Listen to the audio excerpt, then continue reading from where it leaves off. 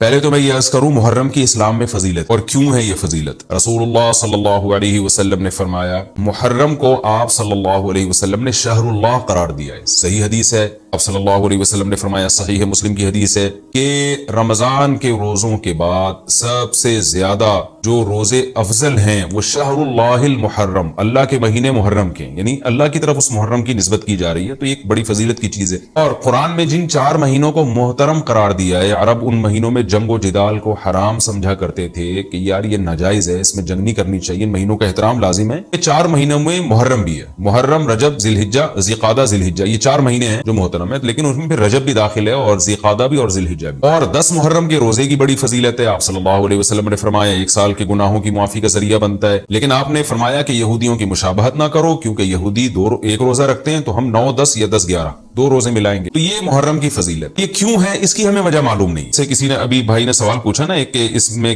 کوئی واقعات ہوئے تھے، تو پہلے میں بتا دوں 10 محرم میں نبی صلی اللہ علیہ وسلم نے محرم کے مہینے کی یہ فضیلت بیان کی تو اس کو کسی واقعے کی بیس پہ بیان نہیں کی۔ اس بارے میں جتنے واقعات ہمارے پاس منقول ہیں کہ آدم علیہ السلام جنت سے زمین پہ آئے تھے، یا قیامت آئے گی اس دن، یا یہ کہ اور پتہ نہیں کیا کیا ابراہیم علیہ السلام کو آگ میں ڈالا گیا، یہ سب من گھڑت ہیں، اس کی کوئی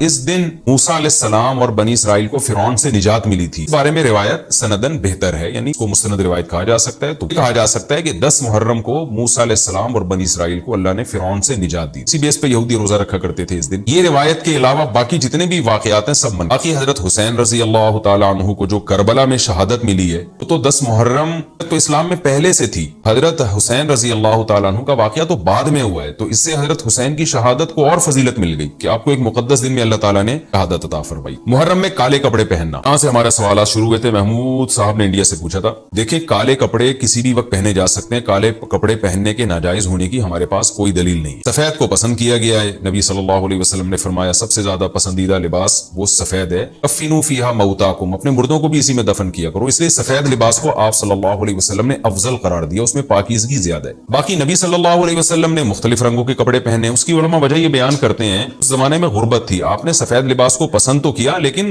نبی کے لیے ہر وقت سفید لباس کا انتظام کرنا آسان نہیں تھا، غربت تھی، بس پہن لینا ہی بڑی بات ہوتی تھی، لباس مل جائے کسی کو۔ کتنے واقعات ہیں کہ ازار ہے تو قمیض نہیں ہے، قمیض بڑی مشکل سے کسی کو ملتی تھی، کچھ چادر نہیں ہے اوپر پہننے کی، اتنی غربت کا عالم تھا، تو اس میں آپ صلی اللہ علیہ وسلم یہ تکلف کرتے کہ ہر قیمت پہ میرے لیے سفید لباس لے کر آؤ، تو یہ آپ صلی اللہ علیہ وسلم کے مزاج میں جو سادگی تھی یہ اس کے خلاف تھا، تو آپ نے دنیا میں تکلف نہیں کیا، جو جیسا لباس ملا پہن لیا، پسند سفید کو کیا۔ لہٰذا آج کیا ہے کہ آج اللہ نے لوگوں کو مالی وسعتیں دی ہیں، تو جو لوگ سفید لباس کا معمول بنا سکتے ہیں ان کے لیے افضل یہی ہے کہ وہ سفید لباس پہنا کریں، کیونکہ نبی صلی اللہ علیہ وسلم نے ہمیں اس کی ترغیب دی ہے۔ خود کیوں نہیں پہنا اس میں، اور انتظام کرنا مشکل تھا، تو جو آیا پہن لیا آپ صلی اللہ علیہ وسلم، کیونکہ ایک چیز مشکل ہے اس میں اتنا تکلف کرنا، یہ خود بھی تو نبی کے مزاج کے خلاف، تو اس لیے ہم کہتے ہیں کہ بھئی جو ملے پہن لو، لیکن اگر لوگ آج کل تو لباسوں میں تکلف ویسے ہی بہت ہو رہا ہے، جب سلوانے ہی ہیں خریدنے ہی ہیں تو سفید کو ترجیح دیں آپ، اس میں پاکیزگی زیادہ ہے، اس میں طہارت زیادہ ہے، آپ لباس کے عادی ہو گئے، آپ سے کلر والا لباس پہنا نہیں جائے گا۔ 15-20 سال میں نے سفید لباس پہنا ہے تو مجھے پتا ہے کہ پھر کلر والا لباس نہیں پہنا جاتا، سفید میں پاکیزگی اتنی ہے، میں پہنتا ہوں کلر والا لباس، وجہ اس کی ہے کہ بعض دفعہ گھر والوں کا اصرار ہوتا ہے، بعض دفعہ کیمرے کی ریکوائرمنٹ ہوتی ہے، سفید لباس کو کیچ نہیں کر پا رہا ہوتا، وہ کیمرہ مین کہہ رہا ہوتا ہے بھائی کوئی اور کلر کوئی اور کپڑے پہن کے وغیرہ وغیرہ، تو خیر میرا عمل تو کوئی حجت نہیں ہے، لیکن افضل یہی ہے کہ سفید لباس کو ترجیح دی جائے، پہنا جائے، اور علماء صلحاء اکثر عموماً ہم نے دیکھا ہے کہ سفید لباسی کو ترجیح دیتے ہیں، کلر والا بھی جائز ہے لیکن بہتر ہی، محرم میں بھی سفید ہی ہے، سفر میں بھی سفید ہی ہے، ربیع الاول میں بھی سفید ہے۔ محرم میں سفید کے بالکل الٹ کر لینا، کالا پہن لینا، یہ تو بالکل سفید کے اپوزٹ ہو گیا نا۔ ہم یہ نہیں کہہ رہے کہ کالا لباس پہننا ناجائز ہے، سفید سے اگر آپ نے یوٹرن لیا بھی تھا تو گرے پہ آ جاتے، گرین پہ آ جاتے، ایک دم آپ بلیک پہ آ گئے، تو بہرحال یہ حد سے خالی نہیں ہے، اس کا معمول بنا لے، تو ناجائز میں نہیں کہہ رہا، تھوڑا سا ناپسندیدہ ہے کہ آپ سنت پر عمل نہیں کر رہے تو سنت کے بالکل اگینسٹ تو نہ جائے نا، آپ یعنی بالکل ہی کالا پہن لیں تو بالکل اس کے اپوزٹ ہے، جائز ہے کالا پہننا بھی لیکن بہتر بہرحال نہیں، اور محرم میں کالا پہننا تو ہماری رائے میں بالکل ناجائز ہے۔ شیعہ حضرات کی اپنی ایک رائے ہے، ان کی اپنی ایک دلیل ہے، ان کا اپنا ایک کانسیپٹ ہے، وہ یہ ہے کہ محرم میں حضرت حسین شہید ہوئے تھے تو ایک بڑے غم کی بات تھی، تو ہم غم منانے کے لیے کالا کپڑا پہنتے، ان کا مسلک ہے، وہ جیسے مسلک پہ اپنے عمل کرنا چاہیں وہ اللہ کے سامنے جواب دہ ہوں گے، ہم کسی کے مسلک پہ طنز نہیں کر رہے، ہم کوئی فرقواریت اور تشدد کی بات کرنا مناسب نہیں ہے، ملکی حالات اس کے متحمل نہیں ہیں، لیکن میں اہل سنت والجماعت حضرات سے کہتا ہوں کہ آپ یہ فیصلہ کریں بھائی، آپ یا تو پورے شیعہ ہو جائیں یا پورے سنی ہو جائیں، آپ اہل سنت والجماعت کو فالو کرتے ہیں، اہل سنت والجماعت کے ہاں جو قرآن اور حدیث اور صحابہ یہ حجت ہے، ہمیں تو قرآن و حدیث میں کہیں بھی نہیں ملتا کہ غم میں تم کالے کالے کپڑے پہنو یا غموں کو مناؤ۔ میں کیا ہے الذین اذا اصابتہم مصیبۃ قالوا انا للہ وانا الیہ راجعون، اہل ایمان کو جب کوئی مصیبت پہنچتی ہے تو وہ کہتے ہیں ہم اللہ ہی کے لیے ہیں اور ہم نے اللہ ہی کی طرف لوٹ کر جا، وہ صبر کرتے ہیں۔ حسین رضی اللہ تعالیٰ عنہ کی شہادت یہ بہت بڑا غم ہے، بہت بڑا غم ہے۔ اس غم کو ہر سال منانا، اس کے لیے شرعی دلیل کی ضرورت ہے۔ اہل بیت کی تعلیمات کو فالو کیا جائے گا، آپ کسی کی محبت میں اس کی تعلیمات کو نہیں توڑ سکتے۔ اہل بیت کی بھی یہی تعلیمات ہیں کہ صبر سے کام لینا چاہیے ہمیں۔ منانا بھی اگر کسی کا ہونا، جیسے آپ کے والد کا انتقال ہو گیا تو اس میں بھی شریعت آپ کو اجازت نہیں دیتی کہ آپ کالے کپڑے پہنے غم منانے کے لیے، بلکہ اس میں بھی شریعت کیا کہتی ہے، ہم پہ صبر کریں، جو آنسو آپ روک سکتے ہیں اس کو بہائیں نہیں، صبر کریں، تو غیر یعنی اختیاری طور پر جو آپ کو رونا آ رہا ہے وہ معاف ہے۔ جب غم پہنچا ہو اس وقت شریعت آپ کو غم کے طور پہ کالے کپڑے پہننے کی اجازت نہیں دے رہی۔ جب غم 1400 سال پرانا ہو اور ہر سال اس تاریخ پہ آپ کو منانے کی شریعت کیسے اجازت دے رہی ہے؟ یہ تو ایک طرح کی برسی ہو گئی نا۔ صلی اللہ علیہ وسلم کے وفات سے بڑا غم کو اس امت کو ہوگا ربیع الاول میں آپ صلی اللہ علیہ وسلم کی وفات ہوئی، لیکن ربیع الاول ہر سال آتا تھا، صحابہ، تابعین، تبع تابعین، خود اہل بیت ربیع الاول میں کوئی غم مناتے تھے؟ بالکل بھی نہیں۔ اس مہینے میں شادیاں بھی کرتے تھے، تو خوشی کی بات ہوتی تھی اس پہ خوشی بھی مناتے تھے۔ ہمیں نہیں ملتا کہ صحابہ، تابعین یا خود اہل بیت نے یا سیدنا حسن اور حسین رضی اللہ عنہما یا سیدنا علی ابن ابی طالب رضی اللہ عنہ کی یہ تعلیمات ہو کہ غم کو ہمیں منانا ہے کالے کپڑے پہن کے یا کسی بھی طریقے سے اسلام میں غم منانے کی آپ کو اجازت نہیں ہے۔ بعض لوگ یہ دلیل دیتے ہیں کہ حضرت حسین رضی اللہ تعالیٰ عنہ کا غم تو نبی نے بھی منایا ہے، اور نبی صلی اللہ علیہ وسلم نے جب یہ بتایا کہ امت میرے نواسے کو شہید کرے گی تو آپ رونے لگے۔ دیکھیں جب نبی کو اطلاع ملی تھی تو آپ غمزدہ ہوئے تو آپ کا رونا بالکل بجا تھا۔ کو یہ اطلاع ملے کہ فلاں جگہ یہ واقعہ ہو گیا ہے، اس پہ اس کو غم ہوا ہو اور وہ رو لیتا ہے تو اس میں کوئی حرج نہیں، یہ تو نیچرل ہے۔ لیکن کیا نبی صلی اللہ علیہ وسلم ہر سال، یعنی جس دن آپ کو وحی کے ذریعے پتا چلا کہ سیدنا حسین ابن علی رضی اللہ تعالیٰ عنہ پہ ظلم ہوگا، تو کیا ہر سال اس تاریخ کو آپ صلی اللہ علیہ وسلم رویا کرتے تھے؟ بالکل بھی ایسا نہیں ہے۔ غم کی اطلاع جس وقت ملی ہو اس وقت رونا آ جانا یہ نیچرل ہے، لیکن ہر سال پراپر اس رونے کو پراپر طریقے سے منانا یا کالے کپڑے پہن کے اس کو منانا کل اسلام میں ناجائز ہے۔ ہمارے پاس اس کے جائز ہونے کی کوئی دلیل نہیں۔ یہ حضرات جو کر رہے ہیں آپ ان کو کرنے دیں، ان کو جا کے نہ چھیڑیں، آپ طنز نہ کریں، وہ ان کی جو رائے ہے وہ اس پر عمل کریں۔ اسلام میں فرقے تو ہیں ہمیشہ سے، ہم نے تو یہ دیکھنا ہے کہ کون سا صحیح ہے، ہم نے تو اس کو فالو کرنا ہے، تو جو ہمیں صحیح لگے گا ہم اس کو فالو کریں گے، باقی ہم کسی کے فرقیں پھیلانے کے بہرحال ہم قائل نہیں ہیں۔ تو جو وہ کر رہے ہیں آپ ان کو کرنے دیں، لیکن آپ یہ کام ہرگز نہ کریں۔ ہمارے لیے جو حجت ہے وہ قرآن، حدیث اور اہل بیت اور صحابہ کرام، تو ان کی جو تعلیمات ہیں ہم نے اس کو فالو۔ تعلیمات میں کہیں بھی نہیں ہے، کوئی مستند روایت نہیں ہے کہ غم منانے کے لیے کسی نے کالے کپڑے پہنے ہو۔ غم منانا ہی جائز نہیں ہے تو اس کے لیے کالے کپڑے یا کوئی اور کلر پہننا کہاں سے جائز ہو؟ یہ محرم میں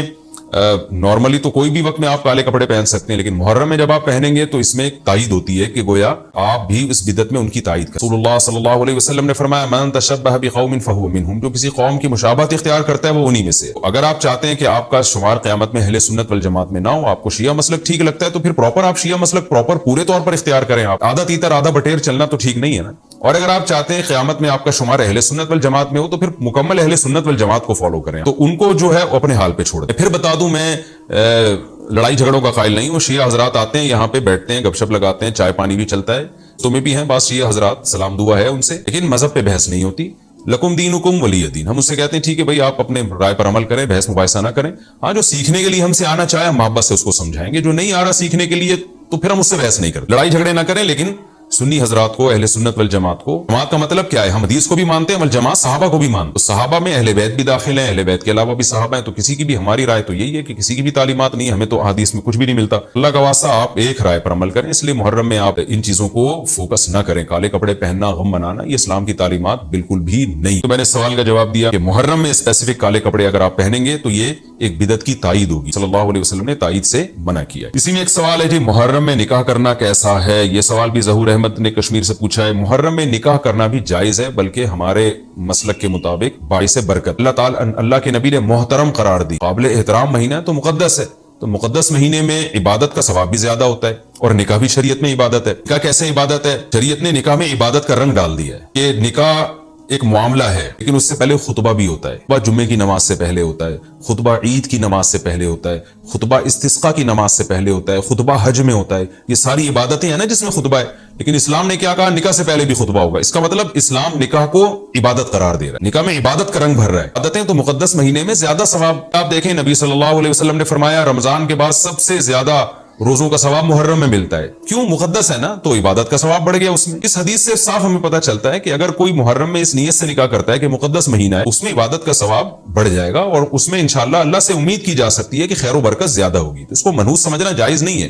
اگر آپ کہتے ہیں اس مہینے میں چونکہ حضرت حسین رضی اللہ تعالیٰ عنہ کی شہادت ہوئی ہے اس لیے منحوس ہے، تو یہ غلط ہے۔ تو ہماری نظر میں شہادت ایک بہت مقدس مقام کی وجہ سے کوئی مہینہ منحوس نہیں ہو سکتا، مقدس تو ہو سکتا ہے، منحوس نہیں ہو سکتا۔ کم محرم سے لے کے 29 یا 30 ذی الحجہ تک اسلامی تاریخ میں کوئی ایسا دن نہیں ہے جس میں کسی مقدس شخصیت کی شہادت نہ ہوئی ہو یا کسی پہ ظلم نہ ہوا ہو۔ اگر آپ تاریخ کے اوراق اٹھا کے دیکھیں، ہر مہینے ہر تاریخ کو کوئی نہ کوئی اسلام میں اچھا واقعہ بھی ہوا ہے اور برا واقعہ بھی ہوا ہے۔ حضرت عثمان رضی اللہ تعالیٰ عنہ کی شہادت ہوئی باغیوں کے ہاتھوں، خود نبی صلی اللہ علیہ وسلم کی وفات ہوئی ربیع الاول میں، ہے نا اسلامی تاریخ۔ حضرت علی رضی اللہ تعالیٰ عنہ کی شہادت ہوئی۔ تو ان تمام شہادتوں کے آپ ایام نکالیں، ان کے مہینے نکالیں، کوئی مہینہ نہیں بچے گا۔ تو اس بیس پہ اگر آپ کہتے ہیں کہ اس مہینے میں نکاح پسندیدہ نہیں ہے، پھر تو پہلی تاریخ سے لے کے سال کی آخری تاریخ تک تاریخ بھی ایسی نہیں ہے کہ جس میں انسان نکاح نہ کرے۔ اس کا مطلب پھر آپ کنوارے چھڑے چھاٹی گھومتے رہیں اور مسلمانوں کی پھر گروتھ ریشو تو میرا خیال ختم ہو جائے گا، مر جائیں۔ اگر آپ کہتے ہیں کہ نہیں جی شخصیت کے کسی دن میں انتقال کر جانے سے یا شہید ہو جانے سے یا اس پہ ظلم ہونے سے دن منحوس نہیں بنتا، تو پھر 10 محرم بھی منحوس نہیں ہے۔ 10 محرم میں بھی آپ نکاح کر سکتے ہیں اور محرم کے بقیہ تاریخوں میں بھی آپ نکاح کر سکتے ہیں۔ اور روایات میں ہمیں ملتا ہے کہ بعض بڑے بڑے حضرات تھے